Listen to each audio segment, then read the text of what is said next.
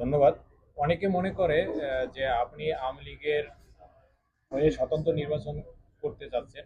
এ বিষয়ে আপনার বক্তব্য কি?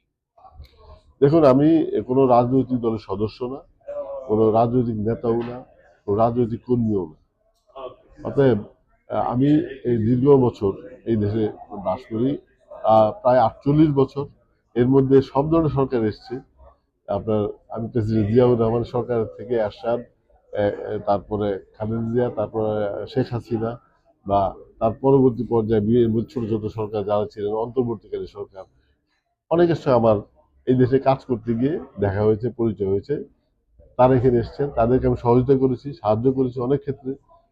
আমার ব্যক্তিগত জীবনে কার্যকলাপ লক্ষ্য করলে আপনি দেখতে পাবেন যে আমি কোনো সরকার দেখি নাই, আওয়ামী লীগ দেখি নাই, বিএনপি দেখি নাই, জামাত দেখি নাই, বা অন্তর্বর্তীকালীন সরকার দেখি নাই, বা জাতীয় পার্টি দেখি নাই। আমি দেশের মানুষের স্বার্থে এখানে তাদের প্রয়োজনে যারা এসছেন, আমার সবসময় তাদের প্রতি সহানুভূতি ছিল, কারণ দেশকে আমি ভালোবাসি। অর্থাৎ সরকার নিয়ে আমাকে কেউ যদি কোনো কিছু বলে যে আমি এই সরকারের কাছাকাছি বা দূরত্বে, সেটা আমি স্বীকার করি না, কারণ আমি নিরপেক্ষ। এই জন্যই আমি আজকে এই এই ইলেকশনে, আগামী যে আমার নির্বাচন আসছে, স্বতন্ত্র প্রার্থী হিসেবে দাঁড়াচ্ছি। আমাকে কেউ যদি কোনো কালারে, আমি কোনো নেতা, কোনো দল বা কোনো পন্থী থেকে কোনো সহযোগিতা, সাহায্য কোনোদিন আশাও করি নাই, নেইও নাই। অতএব কেউ আমাকে ব্লেম করতে পারবে না আমি কোনো দলের পক্ষে কাজ করেছি।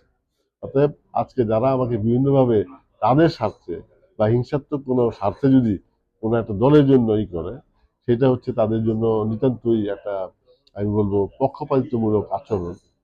কারণ তারা হয়তো যে কোনো কারণে হোক, তাদের ব্যাপারে হয়তো কোনো কারণে আমাকে সেইভাবে ব্লেম করার চেষ্টা করে।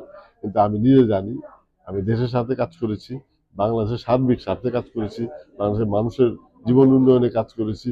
প্রবাসী হিসাবে একটাই আমার দায়িত্ব থাকবে, সেটা হচ্ছে যে সরকার থাকবে তাকে সহযোগিতা করা, এবং বাংলাদেশের জাতীয় স্বার্থে সেটা কাজে লাগানো, এবং বাংলাদেশের মানুষের কল্যাণে যেন সেই সরকার কাজ করে, সেটা আমাদের লক্ষ্য রাখা।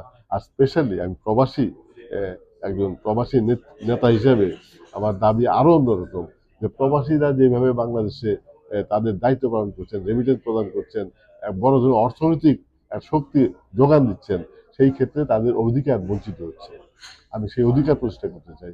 তোমাদের স্বার্থে যেন সরকার কাজ করেন, সেই জন্যই আমি আমার স্বতন্ত্রভাবে পার্লামেন্টে আসতে চাই, বলতে চাই আমার মধ্যে যে উচ্ছ্বাস আছে, আমার মধ্যে অধিকারের একটা দাবি আমি এই সব দেশগুলো থাকার কারণে শিখেছি, সেটাকে প্রতিষ্ঠা করতে চাই।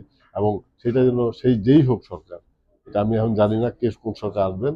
তা আমি যদি নির্বাচিত হই, জনগণ আমাকে নির্বাচিত করেন, তাহলে আমার কাজ থাকবে দুটো।